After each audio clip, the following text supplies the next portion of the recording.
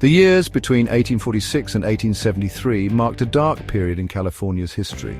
The United States took control of California from Mexico. This led to a huge change for the indigenous people who had lived there for centuries. The discovery of gold in 1848 brought a flood of newcomers to the region. These newcomers, mostly white settlers, wanted the land for themselves. This set the stage for a clash of cultures and a tragic chapter in American history, the California Genocide. The arrival of so many settlers put immense pressure on the indigenous population. They were seen as obstacles to progress. Laws were quickly put in place that stripped indigenous people of their rights. They couldn't vote, own land, or testify against white settlers in court. This created a system where violence against them was rarely punished. The indigenous people of California were diverse and resilient. They had their own laws, customs, and languages. But they were unprepared for the violence that was about to be unleashed upon them. The stage was set for a systematic campaign of violence and oppression that would decimate their population and forever alter their way of life. The rapid influx of settlers, fueled by gold fever, created a toxic mix of greed and racial prejudice. Indigenous people were viewed as inferior, standing in the way of progress and the acquisition of wealth. This prejudice was deeply ingrained in the social fabric of the time and was used to justify the horrors that followed. Newspapers frequently depicted indigenous people as savages, further dehumanizing them in the eyes of the settlers. This propaganda created a climate of fear and hatred, making it easier for settlers to accept and even participate in acts of violence against them. The belief in manifest destiny, the idea that the United States was destined to expand across North America, also played a significant role. This ideology painted westward expansion as a righteous and inevitable endeavor, regardless of the cost to indigenous populations. The combination of greed, racial prejudice, and the belief in manifest destiny created a dangerous situation for indigenous Californians. They were outnumbered, outgunned, and stripped of their basic rights, making them incredibly vulnerable to exploitation and violence. What makes the California Genocide particularly horrific is the direct role the state played in its execution. Far from protecting its indigenous population, the California government actively encouraged and financed their destruction. This was a systematic, state-sponsored campaign of violence. The government passed laws that made it legal to enslave indigenous people. Children were often taken from their families and forced to work for settlers. The state also funded militias, armed groups of citizens to carry out attacks on indigenous villages. These militias were paid for every indigenous person they killed, often presenting scalps as proof. The government turned a blind eye to these atrocities, effectively giving these militias a license to kill. This created a climate of impunity, where settlers could commit acts of violence against indigenous people without fear of consequence. The state-sponsored nature of this violence is a chilling reminder of how easily prejudice and greed can be institutionalized. The California government, instead of protecting its most vulnerable citizens, actively participated in their destruction. The California Genocide was carried out through a brutal and systematic campaign of violence and oppression. The methods used were designed to terrorize, displace, and ultimately eliminate the indigenous population.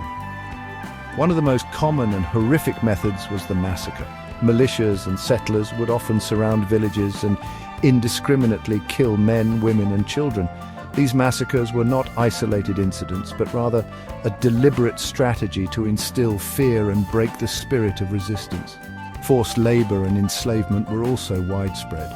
Indigenous people were rounded up and forced to work on farms, mines, and in homes. They were often treated brutally, denied food and medical care, and worked to death. Children were particularly vulnerable, often separated from their families and sold into servitude. Another tactic was forced removal.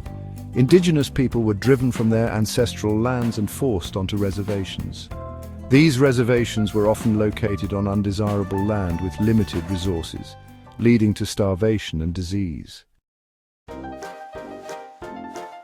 Section 5. The devastating impact. The consequences of the California Genocide were devastating and far-reaching. The indigenous population of California, once vibrant and diverse, was decimated, It's estimated that their population plummeted from around 150,000 in 1848 to a mere 30,000 by 1873. This dramatic decline is a direct result of the violence and oppression they endured. The loss of life is only one aspect of the tragedy. The genocide also led to the destruction of indigenous cultures and ways of life.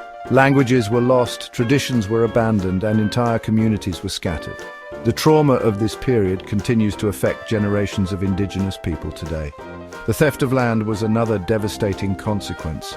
Indigenous people were forcibly removed from their ancestral territories, which were rich in resources and cultural significance. This loss of land had a profound impact on their ability to sustain their way of life and maintain their cultural identity. The California Genocide stands as a stark reminder of the horrors of colonialism and the enduring legacy of racism. It's a dark chapter in American history that is only recently beginning to be fully acknowledged. Section 6. A legacy of trauma. The California Genocide was not just a historical event, it cast a long shadow, its effects still felt by indigenous communities today. The trauma of violence, displacement, and cultural loss has been passed down through generations. Families were torn apart, languages were silenced, and traditional ways of life were disrupted. This has led to a loss of cultural identity and a sense of disconnect from their history and heritage. The trauma manifests in many ways, including high rates of poverty, health problems, substance abuse, and suicide.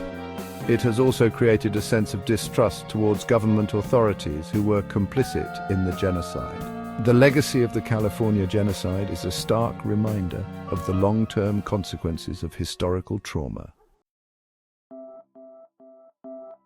Section 7. Seeking recognition and justice. For many years, the California Genocide was a forgotten chapter in history, ignored by textbooks and downplayed by officials. However, in recent decades, there has been a growing movement to acknowledge this dark period and seek justice for the victims. Indigenous communities have been at the forefront of this movement, demanding recognition for the atrocities committed against their ancestors. They have organized protests, filed lawsuits, and worked tirelessly to educate the public about the genocide. Their efforts have begun to yield results. In 2019, California Governor Gavin Newsom issued a formal apology for the state's role in the genocide. This was a historic moment, marking the first time a California governor had publicly acknowledged the state's responsibility for these crimes. While the apology was an important step, it's just the beginning of a long road towards reconciliation. Section 8. The fight for land and culture. The fight for justice for the victims of the California Genocide goes beyond recognition. It's also about land and cultural revitalization. Indigenous communities are working to reclaim their ancestral lands, revive their languages and traditions, and heal from the trauma of the past. Land is not just about territory, it's about cultural survival. Indigenous communities have a deep spiritual connection to their ancestral lands, which are essential for their cultural practices, ceremonies, and way of life. Revitalizing languages is another crucial aspect of healing and cultural preservation. Many indigenous languages in California are endangered or extinct due to the genocide and forced assimilation policies. Language revitalization programs are working to bring these languages back from the brink, connecting younger generations with their heritage. The path towards healing and justice is long and complex, but indigenous communities in California are showing remarkable resilience and determination in their efforts to reclaim their past, protect their present, and shape their future. Section 9. Conclusion. Remembering the past, shaping the future. The California Genocide is a dark and tragic chapter in American history.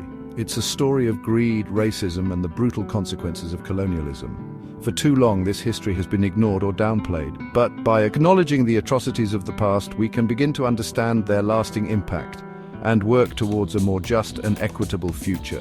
Remembering and honoring the victims is essential. Their stories deserve to be told, their suffering acknowledged, and their resilience celebrated. By learning about the California Genocide, we can honor their memory and ensure that such atrocities are never repeated. The fight for justice and reconciliation is ongoing. Indigenous communities continue to face challenges, but they are also leading the way in reclaiming their past, revitalizing their cultures, and advocating for a more just and equitable future. It is our responsibility to listen to their stories, support their struggles, and work together to create a future where all people are treated with dignity and respect.